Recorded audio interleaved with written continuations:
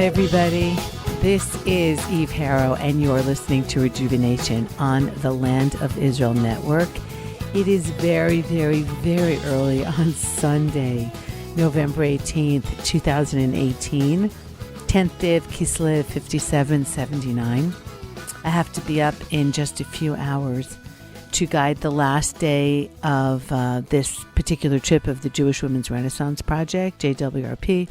Guided them before, talked to you guys about that before, interviewed Lori Palatnik, who's one of the founders and who happens to be the teacher of this particular week. They have like a scholar and a teacher who's their main lady during the course of the week. And this group got super lucky, even though the truth is that all of them are amazing. But they have Lori herself, and I've been hearing from the women just some great things about some of the life's lessons and the beauty of Judaism that she's presenting them to this week. But so I'm getting ready for that, thinking about Masada, because it's not my favorite place to guide Masada, because it's really an awful story about the mass suicide in the year 73, maybe 74, that ends pretty much the great revolt of the Jews against the Romans. And it's a tough story.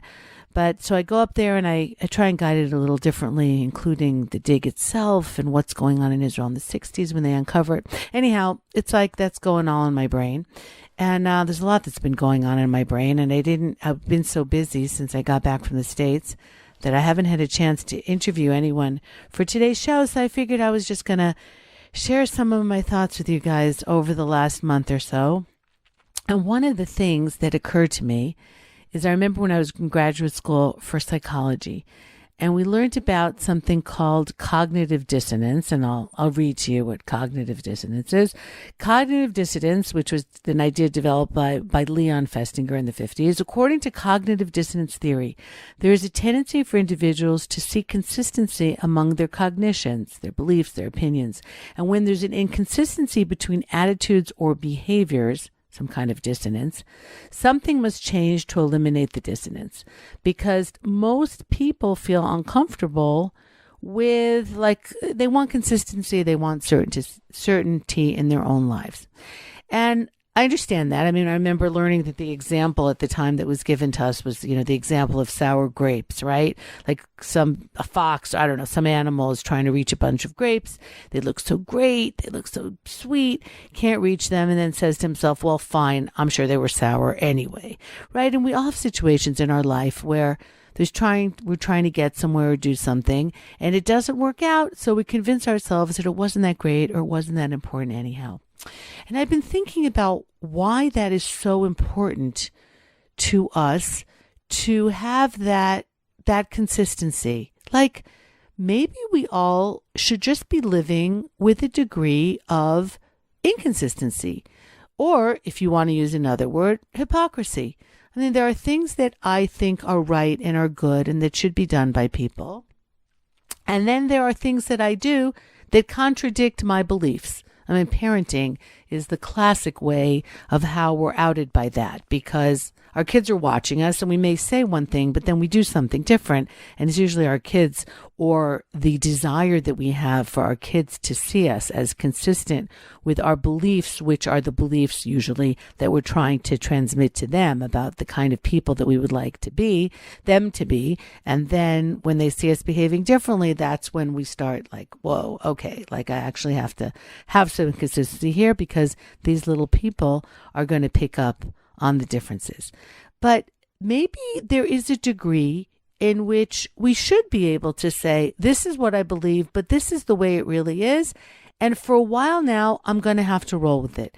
Maybe the reason we don't want to do that is because then we have a feeling of helplessness. I don't know, we can't change the situation, so that's just the way it's going to be. And we're afraid of that feeling. I just guided Yad Vashem, the Holocaust Museum, a couple of days ago, and that feeling of helplessness is something that, at least as Israelis, and I think even Westerners, we try and run from. We're all under some kind of illusion that we're actually in control of our lives, and it really is an illusion, because very little that we do is actually in our control. I mean, we can try and minimize the results of our actions by like wearing seatbelts or, in terms of health, maybe not smoking and things like that. But I mean, most of what we're doing is really subject to a whole lot of other actions or inactions by a whole lot of other people or situations over whom we have no control. And so, but if we started feeling like that, most of us are probably like not even get out of bed. So you have to get up and you have to assert some control and some idea that what we're doing even matters. But all of this is like swirling around in my head because I came back from the States, as many of you know, a little over a week ago, after spending about 18 days there for camera for the Committee for Accuracy in Middle East Reporting in America, or analysis, depending on how you want to translate that A. And it was a fascinating time. First of all, it's a great organization, and it was a terrific honor to be able to, as an Israeli, in front of the audiences that I had and that they arranged for me, to be able to explain why the lies that are told about Israel affects other people, not just the people in Israel, and creates the atmosphere of anti-Jewish, anti-Semitic feeling, even anti-Western feeling to a great degree, because Israel stands for a lot of Western values, and how, that rolls into a lot of things that many of us would find very uncomfortable. So, of course, also while I'm there, we had the murder in the synagogue in Pittsburgh. And it was absolutely fascinating during those 2.5 weeks that I was there, the questions that I got, and to see up close what is happening in America. For example, one of the questions that I got from somebody was, how do you explain why President Trump is anti-Semitic but also pro-Israel? Now, this whole thing about what's going on with the American president I tried to stay away from it as much as I could, because nothing gets the conversation going in a completely different direction than talking about American politics. And I even had to say that when I was in Yad Vashem this past week, because there is a screen that plays some speeches that Hitler, may his memory be blotted out forever, talks about. And inevitably somebody will say, oh my God, that reminds me of Trump. And I didn't even want to get it. And then, of course, the discussion goes off of the Holocaust, which is what we're doing there, and onto something else entirely. So I just said, I don't want to hear anybody saying this, because that's not what we're here today. But the tremendous fracturing of the Americans, both Jews and non-Jews, when it comes to discussing American politics is really something that I have not witnessed before. And, when the first question that someone's going to ask me is, are you a Democrat or a Republican? Like, that's what defines who I am. But also people who were voting, because it was right before the midterm elections, straight one ticket or straight the other ticket, even when they didn't agree necessarily with all of the candidates on that one ticket, just because that's what they were going to do. And you think about, there's an expression in Hebrew, legufo shel inyan, like literally to the body of the matter, right? Like maybe you're supposed to actually study things for that particular issue and not make broad generalizations. It's one of the things that I actually think is one of the tragedies in Judaism as we have it today, is that to some degree we didn't do that anymore, or not as much as we should have at a certain point. The oral law that was transmitted, according to our tradition, at Sinai, and that rolled with the generations, and that the leaders, the rabbis, the sages of the generations were able to say, okay, these are the rules, but these are going to be the exceptions to the rules, because legufo shel inyan. In this particular case, a woman whose husband had disappeared and there were no witnesses, so can she never remarry and have children? So maybe, there's something they can do, or other issues of, dairy falling into a meat pot, and in general, then that food would be considered not kosher, except maybe there was a situation within the people wouldn't eat all week because that's how poor they were. So maybe there was some way of finding a dispensation around that. And to some degree, because the sages and rabbis were being slaughtered by the Romans during the 2nd century, and therefore the oral law had to be written down, the Mishnah, later on the Talmud. So my belief is that, and I'm not alone in sharing that some of that flexibility, some of that legufo shel inyan idea of making decisions on a case-by-case, case, if you will, got lost. And one of the side tragedies of the Holocaust is that the rabbis who also were involved with their communities and could do that and could be flexible because they knew their people, but they also were very much steeped in the Torah law, was lost because those rabbis ended up, and leaders of the communities end up going with their people to their death because that's how connected they were. So, a lot of this just keeps coming up in so many different ways. And some of these are bigger ways. They're not they're not dropping butter into chicken soup.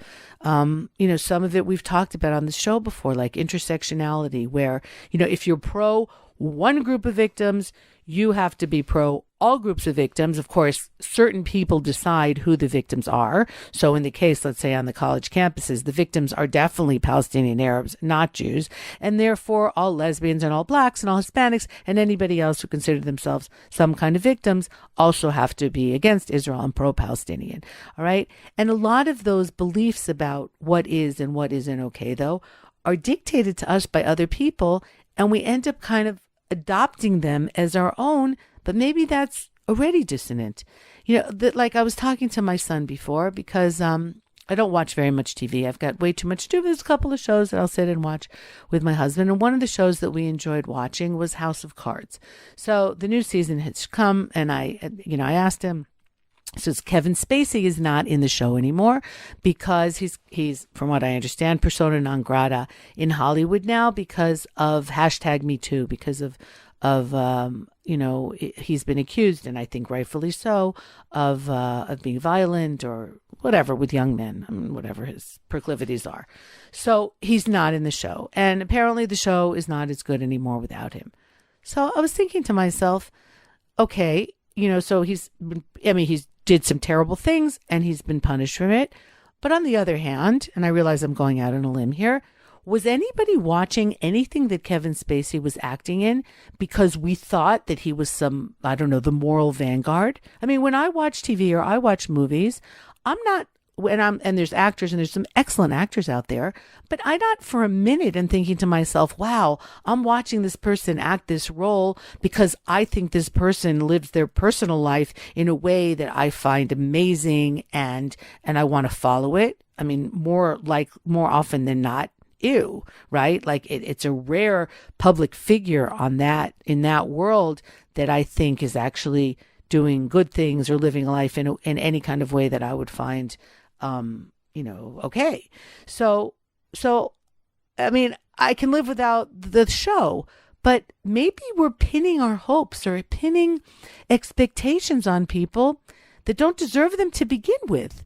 All right. And I realize here that I'm going into murky waters. Like, you have the football players last year, right? Who who kneeled during the anthem and who showed tremendous disrespect, I think, for the country that gave them the freedom to play the game. And I happen to be one of those people who think that they should have been punished, or it was right to punish them however they were punished. I don't remember, for not being loyal to the country that did that during the anthem.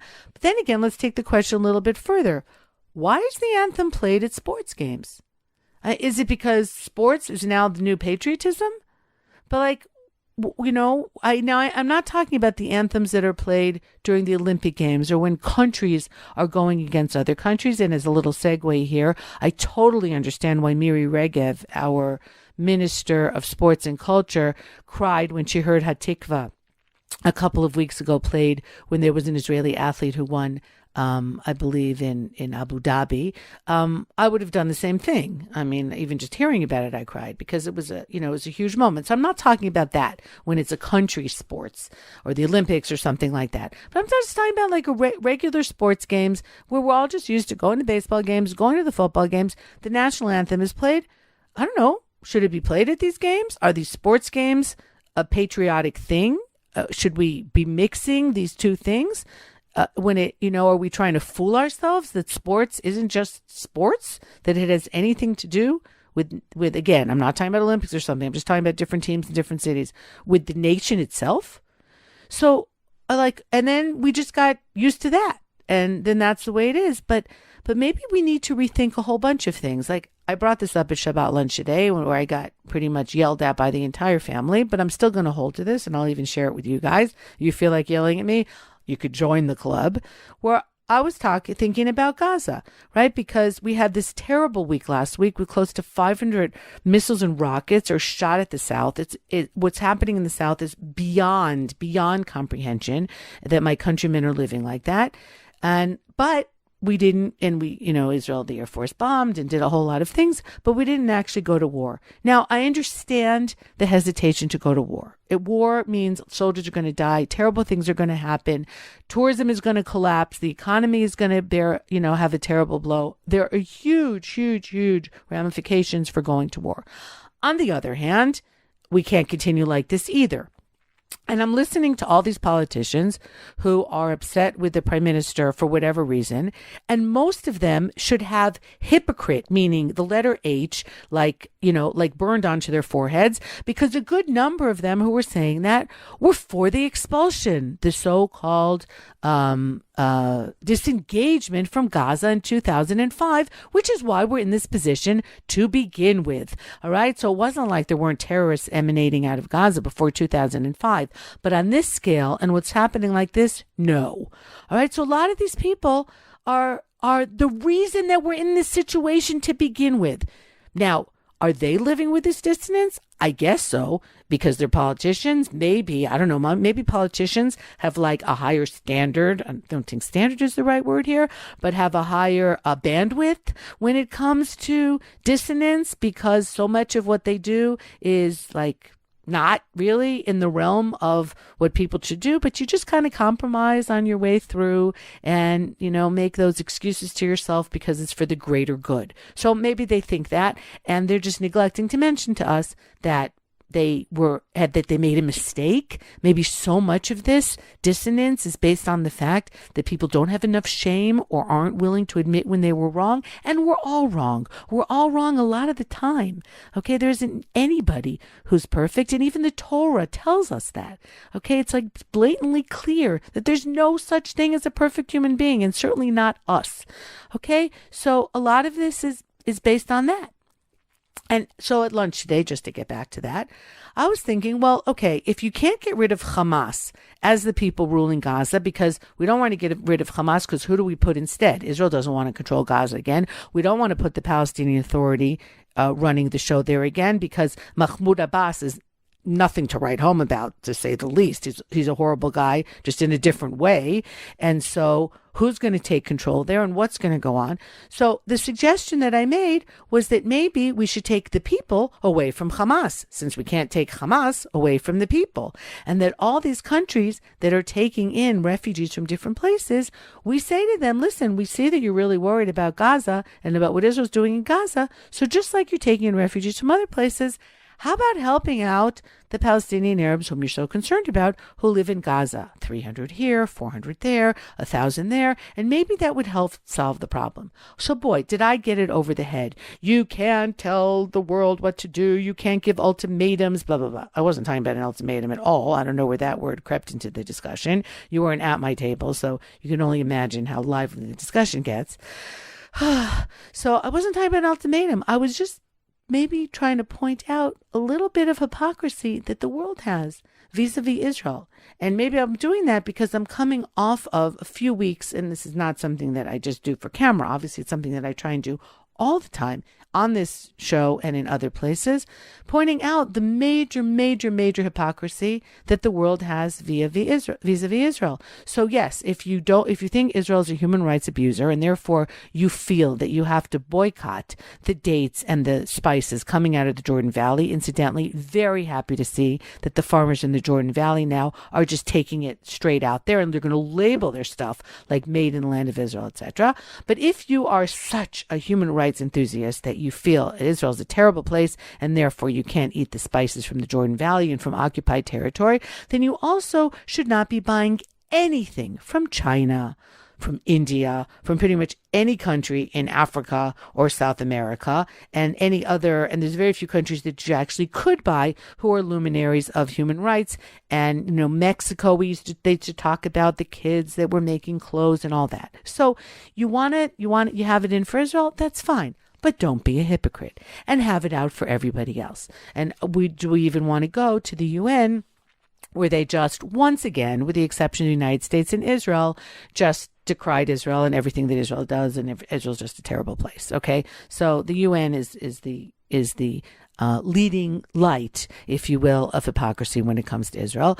And this, though, is a danger to everybody. Because if you can pick on Israel because that makes you feel better about things, then what's going to be when there isn't an Israel? And I happen to say, God forbid, God forbid, God forbid, as I'm sure most of you listening. And I happen to believe that there won't be a situation like that. But is anybody looking down the road at that?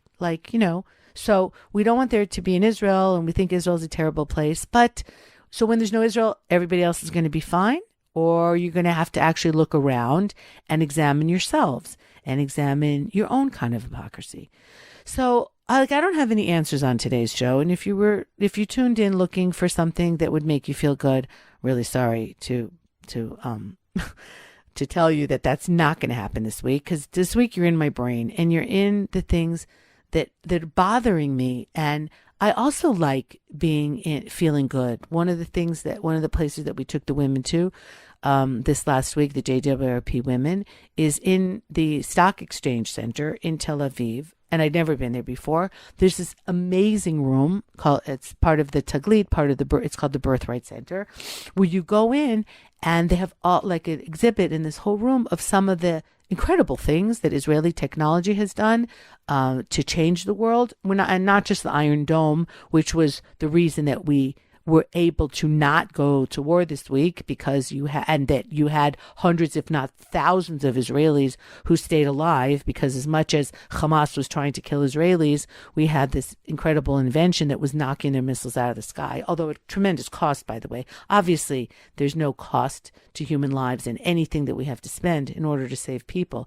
is totally worth it. But don't for a second think that this was just like some slingshot. I mean, each one of those Iron Dome missiles that knocked out the enemy missiles costs a whole lot of money, and you can do the math on how many were knocked out of the sky.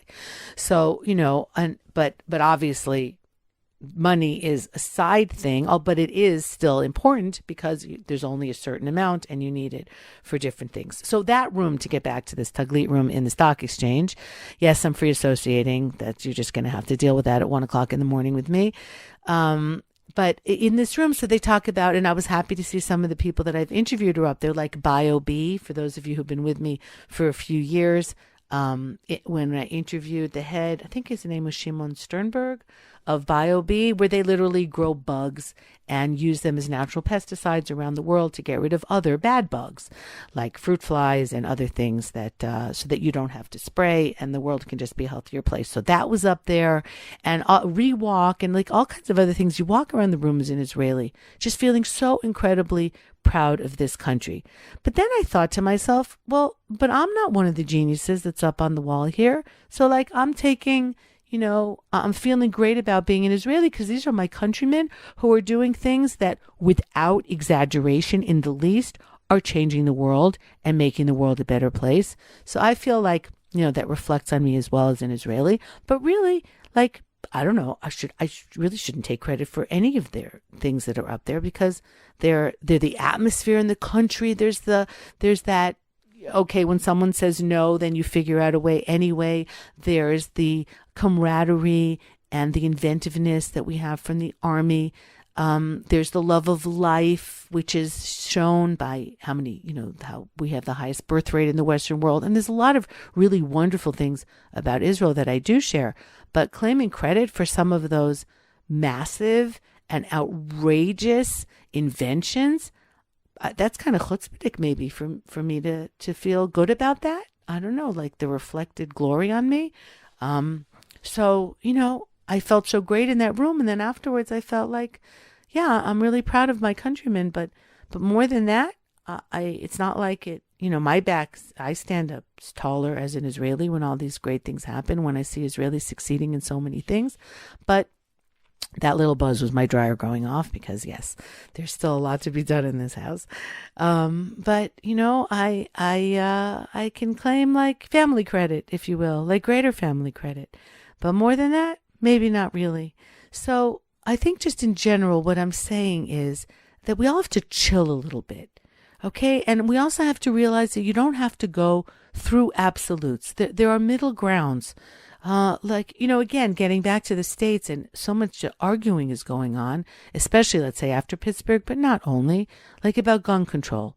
You're either for gun control and you have all the reasons to be for gun control because look at all these terrible things that happened, like Pittsburgh, or like 65 people got shot in Chicago, during the few days that I was there, although nobody seems to be afraid to go to Chicago. But really, when you think about it, you should be much more afraid to go to Chicago or Detroit than you are to come to Israel. But everybody kind of like puts that somewhere else. No, it was in a different neighborhood. It was the South Side. It wasn't over here. I'm totally fine. Give me a break, people. Okay? Or abortion or any of the other issues that have people either totally pro or totally against, when there are things that need to be exceptions in the middle. Okay, if a woman is pregnant and the pregnancy maybe will kill her, or there's something terribly wrong with the baby that's incompatible with life, maybe even if you are pro-life, you should think that in this case there should be a choice. I'm just throwing that out there. Or when it comes to guns, even if you're for gun control, which I totally understand, especially living in Israel, where they're very strict on giving gun licenses. They really, really are. But so I understand that you think the bad guys have the guns. But on the other hand, if the good guys don't have the guns, then the bad guys who already have the guns aren't going to get stopped. So maybe there should be a little bit of nuance there in terms of who gets the guns. But the big mess, of course, that you have in the United States is that you have each state that does its own thing. And so you have federal laws and state laws. And oh my goodness, I mean, like very, very difficult. So here I am at the end of a fascinating week, because every week is a fascinating week. At the beginning of what I hope will be a superb week and a fascinating week. And a week where I just hope that in my little way, with whatever skills I have or gifts that I have or hard work that I've done to get to where I am, I can somehow make the world a better place. I can specifically try and make the Jewish world a better place. I can try and connect people to our sources and to the way of life that we have. Because there really, I don't have any dissonance. I really do believe that the Torah and the Jewish way of life is a great way of life. It's not perfect, and it doesn't have all the answers. And one of the discussions that I had with the 3 other guides that I was working with this week, for whom I have tremendous respect, not to mention really like them as people also, Shuli Mishkin and Ken Spiro and John T. Blackman, is a discussion over breakfast the morning that we were going up to Tzfat with the women about Kabbalah. Because I still, with all that I've been guiding for so many years, have trouble explaining what Kabbalah is, what mystical Judaism is. And they all have their ways of doing it, which were very helpful to me, and how to explain what it is. But it's so big for me to grasp. It's so big for me to grasp the infinite and to grasp God and but I feel him in my personal life. So it's like the little things, and in the small, still voice, and also in the big things. And so, we see Hashem in nature, very clear for me to see him in nature. And we see him in history, in the fact that mankind still exists and does what he does. But in all that, I just have to feel like there is this tremendous higher power out there that is not just the source of all light, but is the source of all that is good, and that we're moving towards something. And that for me is where Hashem is, in that power that also has the plan. And that we each have to do our best and be the hypocrites that we're going to be, but admit that we're hypocrites, okay? And not pretend that we're not. And admit that we are going to keep going to entertainment, even though the people that we're being entertained by are possibly not even someone that we would let in a room with our children alone, but that they entertain us, and that's really all we expect from them. And maybe that's what it comes down to, is having the proper expectations for things. And a lot of us get into trouble with that in our personal relationships, in business relationships that we have with people, where what we think is going to happen and what they think is going to happen are not the same thing. So maybe we have to raise our needs for the bar for ourselves, like always expect more for ourselves as individuals. I want to do better and be better next week than I was last week. I expect that I will be on that curve going up, but also being realistic and knowing that there's times where it's not going to be an up, it's going to be a down. And not putting in that dissonance, but being real and not either changing our minds or changing our behaviors so that one matches the other. But admit to ourselves that there are going to be days where it's just not going to match. And that maybe that's okay too. Maybe that's okay. I don't know. And the more I learn, the more I realize that I don't know. And the older I get, the more I realize what I don't know. But maybe that's okay too. So have a great week, everybody. And if you're thinking to yourself, I don't know if I just wasted a few minutes listening to Eve Harrow or if I came away with something, that's fine too. Take care, everybody. Thanks to Ben and to Tabitha and to everybody associated with the station. And let's just have a safe week. Let us keep praying that our leaders have the wisdom, because our leaders really have so much of our lives in their hands, and that they have the wisdom to make the right decisions based on a lot of things that also, I realize, we don't know. All right? We know what they either choose to let us know, what the press says is true or isn't true, and I've dealt with the press long enough to know that you can't rely on that either, because they're going to put out what it is they want to put out. And so we're all kind of like stumbling around blindly. But without faith and without family and without, at least for me personally, feeling that I'm here for however many years it is with some kind of higher purpose, I could really just get overwhelmed with all these thoughts that I have all the time about the hypocrisy and the helplessness and the hopelessness of it all. But I don't do that. And I'm an optimistic person. And I hope that those of you listening are also optimistic people, because things really, on the face of it, are good. And just getting up in the morning and having a day is a good thing. Don't take it for granted. Don't have a sense of entitlement. And do what you can do, and do it as well as you can do it. And the things that you can't do, or the things that don't make sense, don't pretend to yourself that it's okay. But deal with those thoughts and those conundrums and that dissonance and deal with it head on. So, Shavua Tov, everybody. Have a great week. Eve Harrow on Rejuvenation for the Land of Israel Network. Goodbye, everybody, for now.